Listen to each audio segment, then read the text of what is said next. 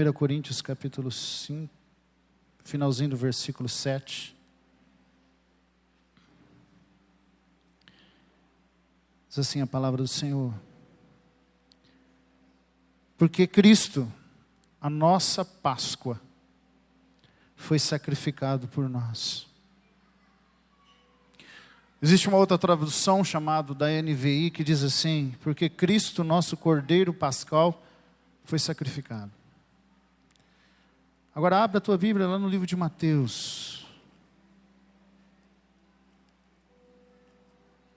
Mateus capítulo, último capítulo, capítulo 28.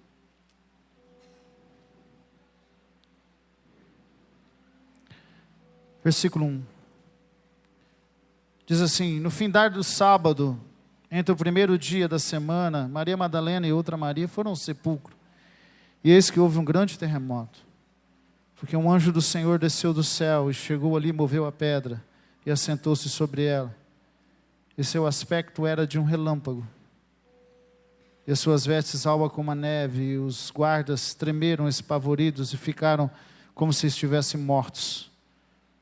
Mas o anjo, dirigindo-se às mulheres, disse: não temas, porque sei que buscaste Jesus que foi crucificado, e ele não está aqui, ele ressuscitou. Amém?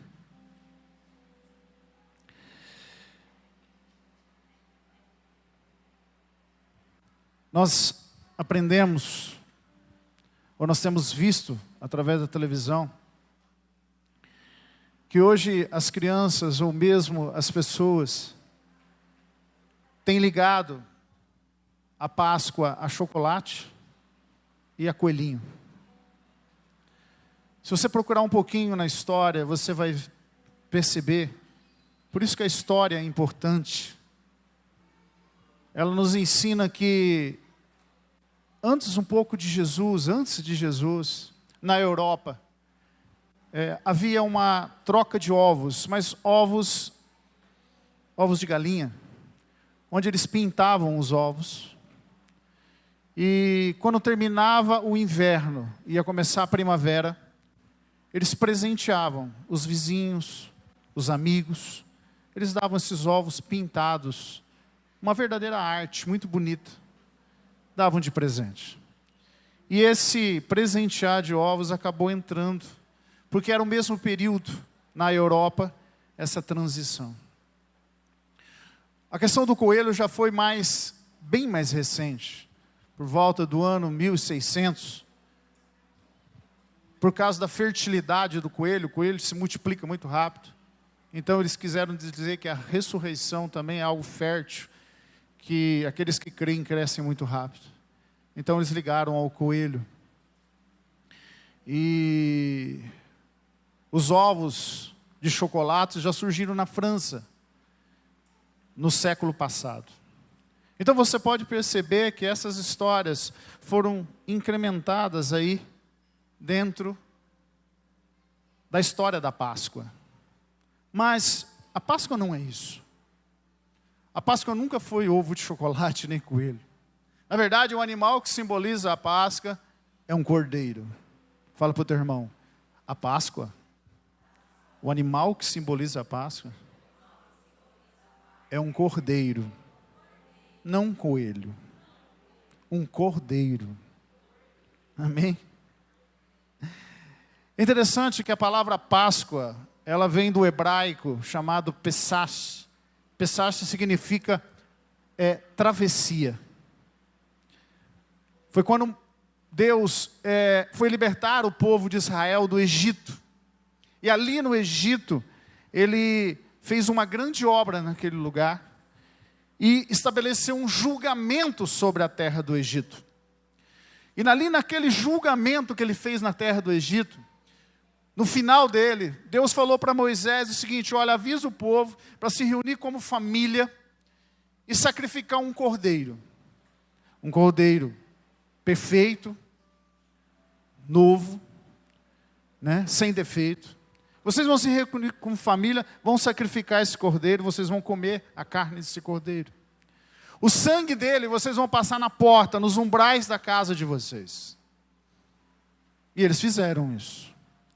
Uma coisa que é interessante você perceber na história, e pouco de nós percebemos, é que o julgamento de Deus sobre o Egito foi em todas as casas existentes na terra do Egito. Muitas vezes nós achamos que o julgamento de Deus foi somente sobre os egípcios. Não, ali todas as casas, inclusive dos hebreus, foram visitadas pelo julgamento de Deus. Quando Deus julgou aquela nação, a obra de julgamento passou em todas as casas, seja de hebreus, seja dos egípcios. A grande diferença é que quando o anjo do julgamento passou ali, ele chegou na casa de um hebreu, ele olhou para a casa e viu o sangue na porta.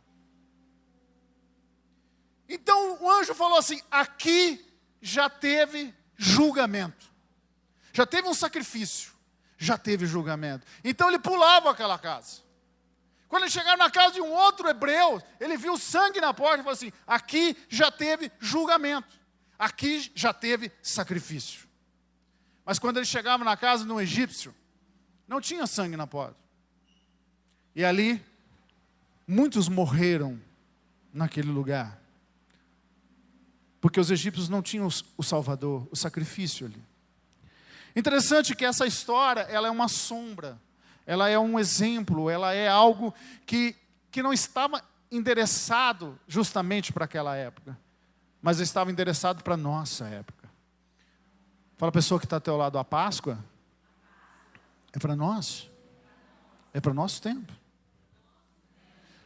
Passou-se muitos anos e aí chegou no tempo que Jesus veio. E quando Jesus veio, ele nasceu ali em Belém, ele cresceu, e quando ele estava com 30 e poucos anos, ele foi ali até João Batista, que ele foi batizado. João disse assim para os seus discípulos: eis o Cordeiro, não o coelho, eis o Cordeiro de Deus que tira o pecado do mundo. Ele estava se referindo justamente ao mesmo cordeiro que Moisés havia imolado em cada casa do hebreu ali no Egito. Mas aqueles animais que foram sacrificados no Egito simplesmente simbolizavam o grande cordeiro de Deus que iria ser sacrificado por todos nós, chamado Jesus Cristo de Nazaré. Quando Jesus morreu, ele morreu como um cordeiro sacrificado. Ele foi preso, ele foi manhetado, ele foi chicoteado, ele foi esfolado, ele foi levado até um matadouro, crucificado e morto como um cordeiro. E ali ele derramou um sangue. O sangue que simboliza a nossa aliança com Deus nos dias de hoje. Fala a pessoa que está do teu lado: você sabia que quando você for entrar nos céus, você não vai apresentar o teu currículo, onde vai estar escrito todas as coisas boas que você fez, todas as coisas boas que você fez para Deus? Não vai ser esse currículo que você vai apresentar. Fala assim, fala para ele: quando você entrar nos céus, você vai apresentar sangue.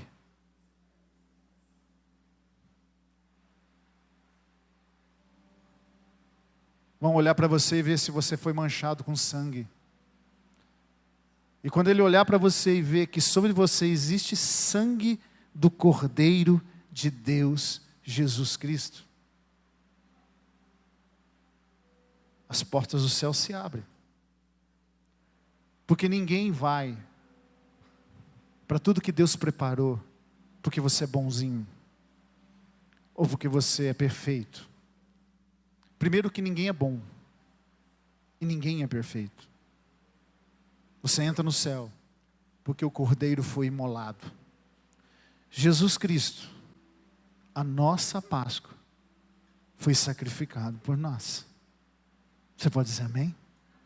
Dá um sorriso para a pessoa perto de você e fala assim: Ufa.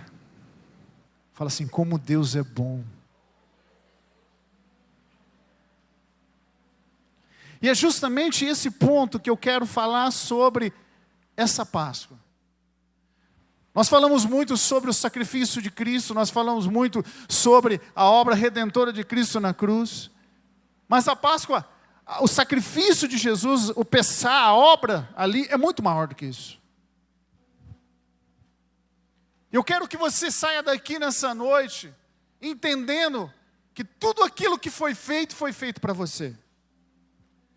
Quero que você saia daqui entendendo que a Páscoa, ela é uma mensagem de Deus para mim e para você, de um Deus que te ama. Nós somos muito problemáticos com o amor. Eu não me amo, eu entro em depressão. Alguém não me ama, eu desespero. Eu não sou amado, eu fico triste. Se eu não tenho amor na vida, eu sou um coitado. Nós temos um problema muito grave com essa história do amor. E mais, quando você ama e não é retribuído, aí você fica pirado mesmo. Eu fiz tanto, eu dei o meu melhor, eu ajudei, eu fiz isso, eu fiz aquilo, eu fiz até o que eu não podia para mostrar o meu amor. E aí você não é retribuído. Você percebeu que nós temos problema com o amor? Mas se eu te contar uma novidade. Se é um Deus que não tem problema com o amor, é o nosso Deus. Irmãos, Deus é resolvido nessa área. Deixa eu te falar uma coisa. Deus não espera ser amado, Deus ama. Quer vacina melhor do que essa? Você para de se preocupar, você para de se condoer, você para de sofrer. Porque o sofrimento vem da expectativa do retorno. Eu estou sofrendo porque eu fiz tanto, não fizeram. Eu amei tanto, não me amava. Eu dei presente, nem lembraram de mim no aniversário. Não me deram presente. Eu ajudei fulano, virou as costas para mim. Eu ajudei ciclano, nem ligou para mim. Você percebeu que você está sempre esperando alguma coisa de volta? Fala para o teu irmão, Deus te ama. Mesmo se você não ama Ele.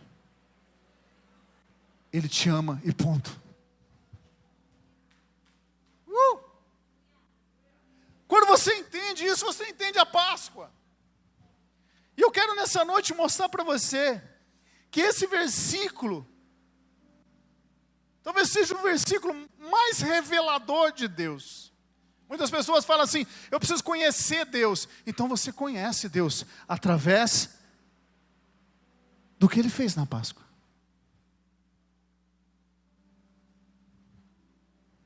Existem duas coisas que nós precisamos aprender com Deus. Conhecer Ele como Ele é. E a segunda, você conhecer o que Ele fez para você, para nós nos tornar como Ele é. Vou repetir isso. Você precisa conhecer Deus como Ele é. E você conhecer o que Ele fez por você, para você se tornar como Ele é. Pastor, eu posso ser como Deus? Deve. Mas eu vou ser Deus? Eu não disse isso. Eu disse que você tem que ser como Ele.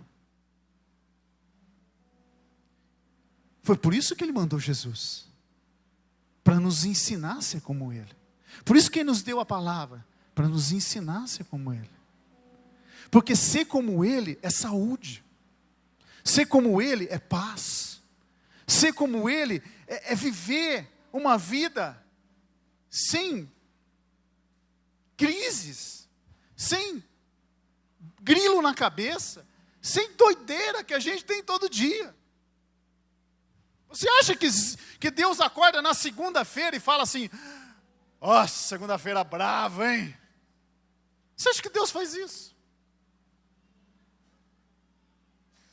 Você acha que Deus, Ele dá de frente com a tua conta bancária dele, que está no vermelho, e fala assim, estou quebrado. Você acha que Ele fala isso? Você acha que Deus se descabela quando uma estrela tomba com outra lá no céu?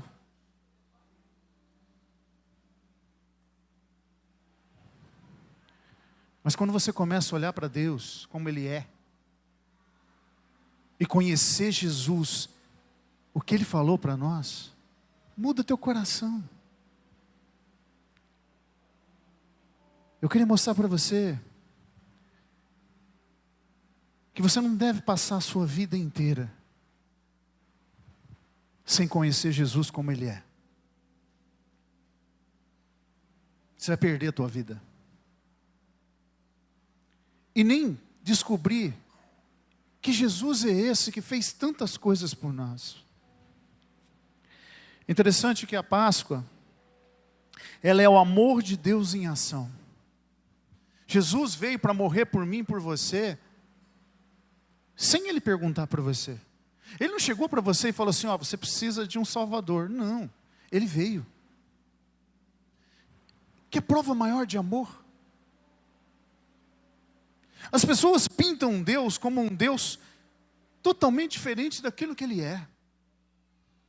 O ser humano, ele faz tanta guerra, seja a guerra lá no Golfo, seja a guerra no teu bairro, seja a guerra em casa, seja a guerra no trabalho, sei lá. A gente faz tanta guerra, e a gente que acha que Deus é um Deus de guerra, que só fica guerreando.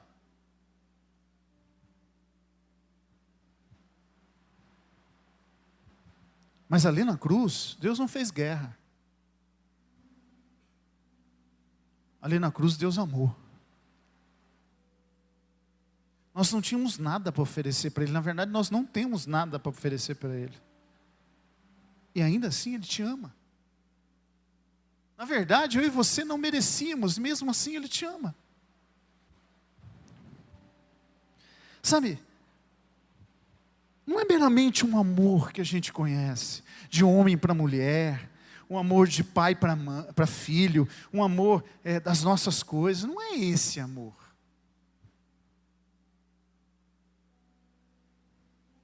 Porque mesmo com os filhos, nós acreditamos que somos bons pais e boas mães, a gente tem uma diferença de amor. Se o filho é muito obediente, faz tudo certinho, te agrada muito, você ama intensamente. Mas vai o filho dar trabalho. Vai ver um filho que dá muito trabalho, muito mais. Não estou falando que você não ama, você ama. Mas chega uma hora na tua vida que o filho dá tanto trabalho, você fala assim, eu gostaria que você fosse diferente, viu? Que eu não aguento mais você. Você percebe como é que tem diferença? Aí você vê em Deus. Chega um cara para Deus. Ele é o pior homem da terra. Ainda assim Deus o ama. Ele fez atrocidades nessa terra. Ainda assim Deus o ama. Conhecer o amor de Deus muda a nossa vida. Deus não é egoísta. Ele não tem amor egoísta, nós temos. É minha esposa, é meu carro, é meu filho, meu marido, minhas coisas, é tudo meu. Aí vem Deus e entrega o universo para você. Porque se eu sou filho, eu sou herdeiro. E se Ele me fez filho, eu sou herdeiro de tudo que Ele tem. Pensa. Que amor é esse? Que amor é esse? E aí você começa a perceber que Ele começou a mostrar isso desde lá de trás na Bíblia. O primeiro lugar que Deus mostrou sobre a Páscoa foi lá no livro de Gênesis. Logo que Adão pecou, e Eva, a Bíblia fala que eles estavam nus e tiveram vergonha. E diz a Bíblia que Deus pegou peles de animais e cobriu eles, como se fosse uma roupa. Isso significa que houve um sacrifício de um animal, porque algum animal teve que dar aquela pele para cobrir Adão e Eva. Então algum animal morreu ali naquele momento. Foi o primeiro sacrifício. Ali já estava simbolizando que alguém teria que morrer no nosso lugar para cobrir a nossa vergonha. Lá no livro de Gênesis já estava falando da Páscoa. Depois, mais para frente, ali no Egito, como falei, na hora da libertação ali do Egito, Deus manda sacrificar um cordeiro. E aquele cordeiro livra o povo do julgamento. E o povo sai liberto daquele lugar. Depois, passa-se anos, e aí vem Jesus como cordeiro. E morre definitivamente para pagar o nosso pecado. Morre como cordeiro. Você percebe que Deus vem falando do amor dele, desde o livro de Gênesis, desde lá de trás, ele vem anunciando para mim e para você. Você sabe qual que é a nossa grande dificuldade? A Bíblia fala assim, Romanos capítulo 12, que eu e você não devemos se conformar com as coisas desse mundo, mas renovar a nossa mente para experimentar a boa, agradável e perfeita vontade de Deus. Quem trabalha com cozinha sabe, quando ele fala conformar ali, não é você ficar conformado, não tem jeito mais, acabou, não é isso que ele está dizendo. Ele está falando de forma, conformar. Você é uma pessoa que pode se adaptar a qualquer coisa, Deus te fez assim. Então, eu não sei se você lembra quando a tua avó, a tua mãe ainda faz aquele bolo rapidinho em casa. Sabe aquele bolo da tarde, que todo mundo toma café às 3 horas da tarde, aquele cafezinho com bolinho, né? Antigamente na minha casa era assim, fazia aquele bolo que tinha aquele furo no meio. Né? A mãe fazia aquele bolo rapidinho. Tinha aquele furo no meio. E a gente olhava para aquele bolo assim, criança, e ficava perguntando, como é que ela fez isso? Né? Porque ele jogou aquela massa numa forma. E aquela forma tinha aquele furo no meio. Quando ela virou, o bolo ficou igualzinho à forma. É assim que Deus está falando para nós. Nós devemos se conformar, ter a forma dessa vida que está aí. Por quê? Porque esse mundo, a vida que nós vivemos aí fora, ela vai levar você para quê? Para você não se alegrar com as coisas de Deus. Não crer que Deus pode fazer todas as coisas na tua vida. Não crer que Deus te ama intensamente. Não crer que Deus está na tua vida 24 horas. Não crer que Deus mandou Jesus a pagar o preço. Não.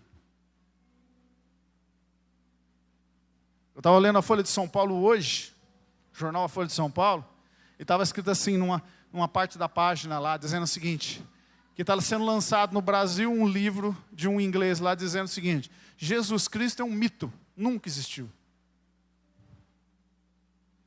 Então, as mensagens que aparecem nos jornais, as mensagens, hoje, de cada 10 mensagens no jornal, seja no nacional ou seja outro, é sobre corrupção.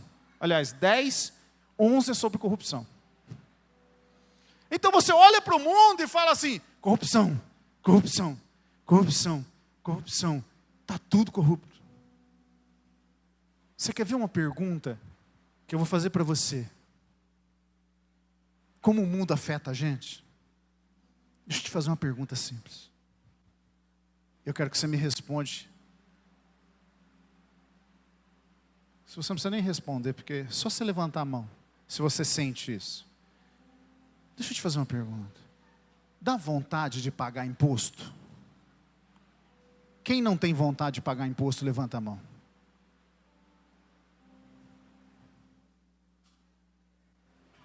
Só que sem o imposto,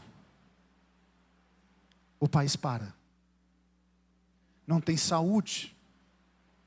Não tem saneamento básico, não tem administração, não tem nada disso sem imposto. Aí eu mostro para você o quanto as notícias ruins têm afetado o nosso coração. Aí vem Jesus e fala assim, não se conforma com isso não, mas renova a tua mente, para experimentar a boa, agradável e perfeita vontade de Deus. Sabe o que é isso? Sabe o que é renovar a mente? Começar a pensar nas coisas de Deus. Sabe por quê, meu querido? Nos céus não tem corrupção. Os céus não estão em crise. A administração do céu está muito bem feita. E tudo está muito bem. Então eu posso pensar nas coisas de Deus. E quando eu começo a pensar nas coisas de Deus, essas coisas ruins que vão enchendo a nossa vida vai saindo. Outro dia eu passei um final de semana, eu desliguei celular, desliguei televisão, não li jornal, não li notícia, não li nada. A única coisa que eu fiquei ouvindo um louvor, lendo a palavra, ficando com a minha família. Passou 3 dias. O mundo estava fervendo. Sabe onde eu estava? Eu não estava no mundo. Eu estava com a cabeça nos céus. E aí você entende o que aconteceu ali. Porque Cristo, a nossa Páscoa, foi sacrificado. Você entende. E aí você começa a perceber que Pai é o nosso. Eu quero mostrar para você nessa noite isso. Que Deus é esse que entregou o seu Filho no nosso lugar. Querido, a primeira coisa que eu aprendo desse Deus é que é um Pai que me amou primeiro. Fala para ele assim, sabe todas aquelas coisas erradas que você faz? Ele continua te amando.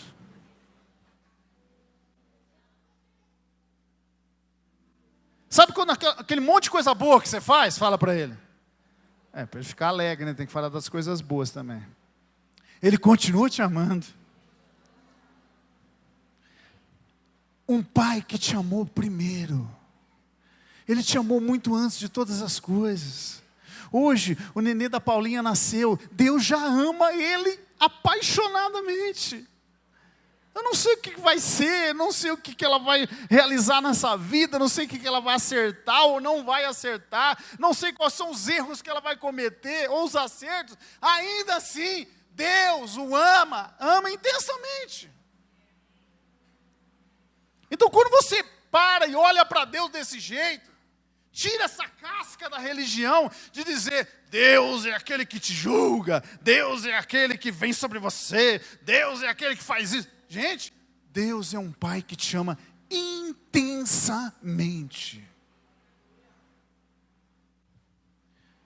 Deus é um Pai que não suportou ficar longe de você. Sabia disso? Por isso que Ele enviou Jesus. Porque o pecado nos separa de Deus. Então vem Jesus, paga o preço do pecado, rasga esse véu, justamente para dizer, vem cá filho, eu quero ficar perto de você. Muitas vezes nós falamos que nós queremos ficar perto de Deus. Não, Deus que ficou insuportável longe da gente. Deus fez de tudo no universo inteiro para poder tirar aquilo que nos separava dEle, para que a gente pudesse ficar perto dEle. Eu acho engraçado que tem pessoas que não gostam que eu falo isso. Fala, pastor, não fala assim não. Né? Parece que dá a impressão que Deus, ele tem necessidade da gente.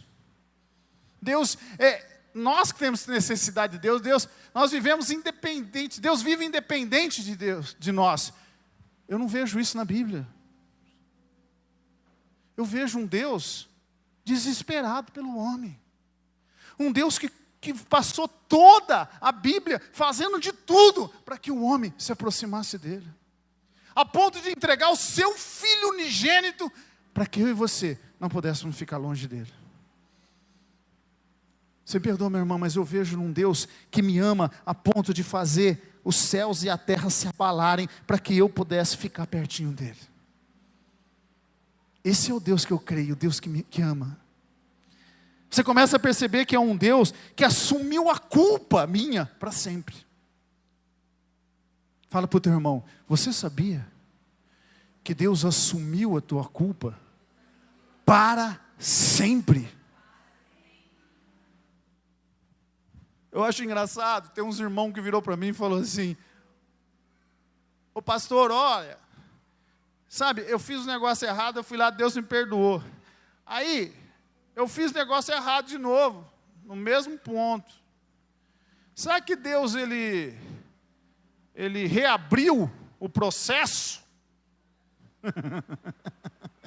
Ele reabriu o processo, porque foi no mesmo erro, mesma coisa que eu caí e tropecei. Sabe que Deus reabriu o processo? Deixa eu dizer, Deus não julga conforme a justiça humana. Deus não reabre processo. Uma vez perdoado, perdoado para sempre. Fala para o teu irmão, se Deus te perdoou, está perdoado. Aleluia. E aí você começa a descobrir que Ele é um Pai, que pelo sangue de Jesus Ele fez uma outra aliança. Se você pegar uma aliança de casamento, você vai ver que ela não tem nem início nem fim. É a mesma aliança que Ele fez com você.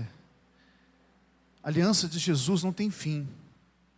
Não vai ter outro Jesus que vai morrer por nós. Não vai ter uma outra situação. Ah, Deus vai enviar uma outra situação para resolver o problema. Não, Deus fez e está feito. A aliança que Deus fez comigo e com você custou o preço de sangue do Filho dele. Quem tem filho pequeno aqui, levanta a mão. Fica com a mão levantada, por favor. E você que está pertinho dele, pergunta para ele assim: você entrega o teu filho para morrer pelo pior bandido que tem nessa terra? Se o teu filho morrer pelo pior bandido, o bandido vai estar perdoado de tudo que ele fez e pode ser solto. Você entrega?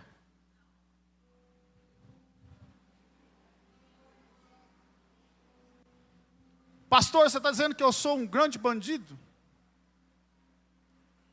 Eu não posso dizer isso para você. Eu posso dizer para mim, diante de Deus, com todos os pecados que eu tive, eu era um grande bandido. Condenado. Sem poder se defender. Sabe aquela condenação que você não pode se defender? Você não tem argumento. Você não tem prova. Você não tem nada. Você sabe que vai ser julgado, condenado para sempre. O problema é que na nossa cultura jurídica, nós temos advogados aqui, né? Os advogados que estão aqui, né, advogados? Vocês já viram alguma vez em um tribunal que o juiz virasse e falasse assim: está julgado, o júri vai julgar, e julga dizendo o seguinte: você está condenado à prisão perpétua. E o juiz vai lá e vai dar a batidinha do martelo. Quando ele vai bater o martelo, alguém levanta da multidão: peraí. Aí o juiz olha e fala assim: posso fazer um trato? Ele fala: o quê? Você solta ele e eu vou no lugar dele? Alguém já viu isso aqui em algum tribunal? Eu acho que se acontecer isso no tribunal, sabe o que o juiz vai fazer? Vai catar o cara que fez isso na plateia e mandar ele embora dali. Sobe daqui. Você está fazendo palhaçada aqui. Porque essa é a justiça humana. Mas a nossa, diante de Deus, foi exatamente isso que aconteceu. Você sabia que a cruz foi preparada para mim e para você? Aí quando foram pegar o prego e o martelo, alguém chegou e falou assim: ó, eu sou filho do Criador. Eu quero estar no lugar de todos eles. Eu morro no lugar de todos eles. Pode me sacrificar. Foi isso que Jesus fez.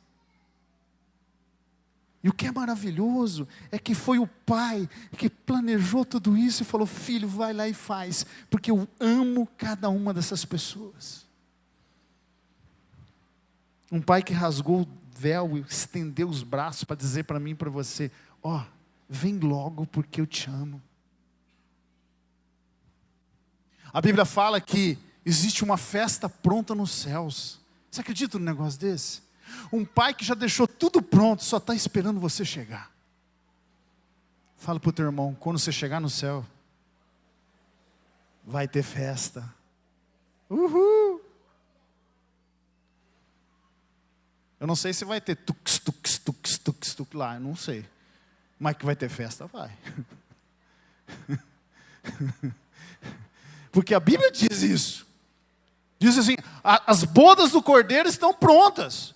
Os meus filhos estão abatidos, está tudo preparado, só estou esperando a noiva chegar. E quem é a noiva? Eu e você, a igreja. Agora, olha para mim, o que eu quero te levar a você ver, que Deus é esse? Que pai é esse que te ama tanto? Que pai é esse que faz uma festa e deixa pronta? Que pai é esse que dá o próprio filho para ter você perto? Que pai é esse que faz uma aliança eterna com você? Que pai é esse que olha para você, independente das suas falhas, ele quer estar com você para mudar a tua vida? Que pai é esse que te ama sem te cobrar nada? Esse é o pai que estava em Cristo, reconciliando você com Ele. E aí, você descobre que a Páscoa também é um chamado para mim, não só ver Deus fazendo, mas eu e você fazer. Que é isso, pastor? Você acha que Deus estava fazendo aquilo na cruz para não te ensinar algo? Estava. Aí você pode falar assim, como é que eu vivo a Páscoa? Faço um churrasco em casa, pego ovo de Páscoa, como chocolate? Amém, meu irmão. Churrasco é bom. Quem gosta de picanha aqui, levanta a mão. Churrasco é bom, meu irmão. Quem gosta de chocolate aqui, levanta a mão. Olha, paixão nacional. É bom. Churrasco, chocolate, uma delícia. Mas a Páscoa é mais do que isso. Sabe o que eu aprendo com a Páscoa, meu irmão? Jesus me ensinando 3 coisas muito simples. Você aprendeu quem é o teu pai. Você viu um Deus diferente na Páscoa. Um Deus que realmente veio atrás de você. E quer relacionamento com você. Mas ali na cruz e na ressurreição, Jesus nos ensina 3 coisinhas muito simples que Ele fez ali e que você precisamos fazer. Que Páscoa eu devo viver? Primeira, faça, meu irmão, para alguém e não espere que essa pessoa possa conseguir fazer igual para você. Vou repetir isso. Faça para as pessoas, sem esperar que elas consigam fazer a mesma coisa para você. Isso é Páscoa. Jesus foi na cruz, morreu, sem esperar que você fizesse a mesma coisa por Ele. Ele fez por amor. Primeira lição nossa que nós devemos viver a Páscoa. Faça para as pessoas todos os dias do ano e não espere que elas possam fazer alguma coisa de retribuição para você. Porque toda pessoa que cobra retribuição não fez por amor, fez por justiça. Se eu fiz, eu mereço. Se eu fiz, eu mereço algo em troca. Jesus morreu por você sem esperar algo em troca. Então eu aprendo uma coisa na Páscoa. Faça para as pessoas, sem esperar que alguém possa retribuir alguma coisa para você. Você está fazendo o que Jesus fez. Segunda, é que eu preciso fazer Jesus ser minha última porta, minha última ceia, minha última e definitiva vitória. Sabe por quê? Porque não tem outro caminho. E não é eu que estou dizendo, é a Bíblia. Jesus disse, eu sou o caminho. Não mais um, a verdade, a vida. Ninguém vem ao Pai senão por mim. E aí eu aprendo uma coisa, meu irmão. Por que eu vou ficar perdendo tempo com outra coisa? Se eu for atrás de uma filosofia de vida, ela pode até me fazer uma pessoa melhor. mas ela não me salva. Se eu for escolher qualquer outro ser humano da terra, por mais perfeito que ele seja, não tem jeito. Porque não foi ele que morreu na cruz, não vai me salvar. Se eu correr atrás, como muitas pessoas correm atrás por aí, atrás de uma espiritualidade que fica se rotulando, dizendo que foram pessoas que morreram, que viveram nessa terra, e eles ficam criando um teatro, dizendo que são as pessoas de Deus que estão por aí. Não é verdade, porque a própria Bíblia diz que não é verdade. Então, eles também não morreram na cruz, então eles também não podem me salvar. E aí eu aprendo que tudo isso que está em volta de mim é um grande teatro para me tirar do verdadeiro foco. Ele é o caminho, a verdade e a vida. Ninguém, palavras de Jesus, ninguém vem ao Pai se não for através dele. O ser humano precisa de um Salvador. Ele não precisa que alguém interceda por ele, ou alguém faça uma coisa por ele, ou alguém abra a porta, ou alguém venha ajudar ele, ou alguém que já passou por essa terra volte para ajudar ele. Não é isso que o ser humano precisa, porque isso não existe. O que o ser humano precisa é de um Salvador. E o único que podia fazer isso é Jesus. Sabe por quê, meu irmão? Porque é um princípio na palavra. A Bíblia fala que todo ser humano nasceu debaixo de pecado. Aqueles que estão vivos e aqueles que estão mortos. Todos nasceram debaixo do pecado. E para poder resgatar o homem, precisava de alguém sem pecado.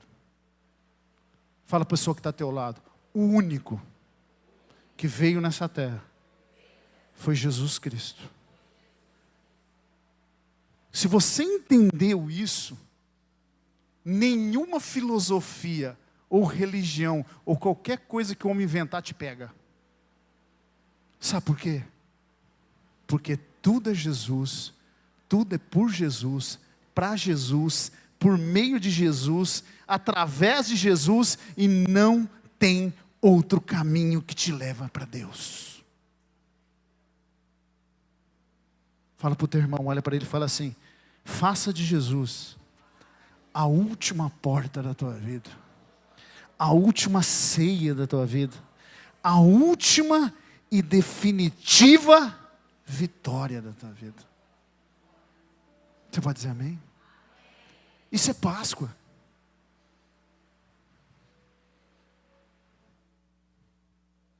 E por último, como é que eu vivo a Páscoa? Respira fundo, faz assim, ó. Agora eu vou receber fala para ele assim, você vai receber agora uma palavra de cura. Quem recebe essa palavra de cura, diga amém. Sabe como é que eu vivo a Páscoa? Eu tomo uma decisão de viver o resto da minha vida como uma pessoa perdoada e uma pessoa amada. Se eu cravar naquela cruz tudo que eu era, tudo que eu sou, tudo que eu fiz, tudo que eu faço, tudo que eu creio, tudo que realizo, seja coisa boa ou seja coisa que não é boa, se eu cravar naquela cruz, eu estou dizendo para Deus o seguinte: Senhor, de hoje até quando eu morrer, obrigado, porque eu vou viver uma vida de uma pessoa perdoada e amada. Quando as pessoas me acusarem, quando o diabo me acusar, quando o inferno me acusar, eu vou falar assim para ele: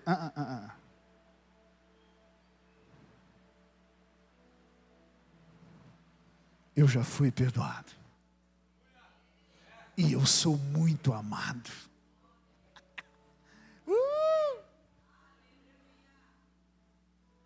Querido, Viva a verdadeira Páscoa de um pai que fez tudo isso por você. Viva a verdadeira Páscoa de alguém que vai fazer algo para alguém sem esperar alguma coisa em troca. Tira essas neuroses da tua cabeça. Ah, eu não gosto de fulano não, porque eu fiz tanta coisa para ela, agora virou as costas para mim. Vai virar as costas, meu irmão. Larga a mão disso. Vai ter pessoas que vão te tratar mal, vai ter pessoas que vão virar as costas para você, vai ter pessoas que você vai fazer não vai te retribuir, vai ter pessoa que vai dar calote em você, vai ter pessoa que vai... Olha para o teu irmão e fala assim, fica frio, meu irmão. Fica tranquilo. O que não vai faltar, fala para ele, é gente que vai errar com você. E você errar também, com as pessoas. Então fique em paz, faça o teu melhor, sem esperar retorno. Aleluia. Faz isso. E se você por um acaso tem alguma dúvida com relação a Jesus Cristo, Deus pode te aconselhar. Busca esse Jesus que foi lá, ó. Buda não foi crucificado. Allan Kardec não foi crucificado. Espírito não foi crucificado. Pastor nenhum foi crucificado.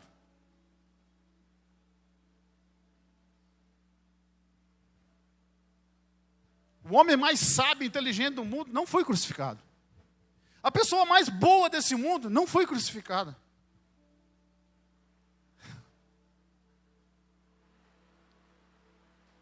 Só um foi crucificado.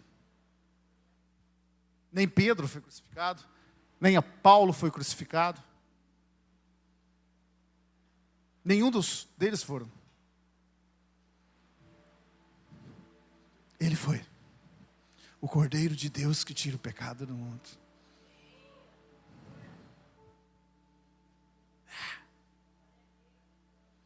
Ele é a tua última porta. Dá um sorriso para a pessoa que está ao teu lado, fala assim. Olha para ela e fala assim, você foi perdoado. E você é muito amado. Fala de novo, você foi perdoado. E você é muito amado. Pega no ombro dela, se possível, assim, olha nos olhos dela e fala assim, você foi perdoado. E você é muito amado. Chacoalha ela na cadeira até ela ficar brava com você. Fala, você foi perdoado. Você foi muito amado. Coloca a mão no teu coração. Porque tem gente que fica olhando no espelho e falando, você não presta. Você não vale nada. Você só fez um monte de coisa errada. Ninguém te ama, ninguém isso, naquilo. Você mesmo fica se autoflagelando.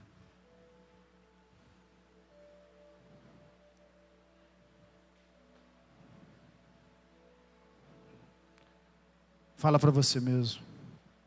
Você foi perdoado. Você foi perdoado. Você é muito amado. Você é muito amado. Amém.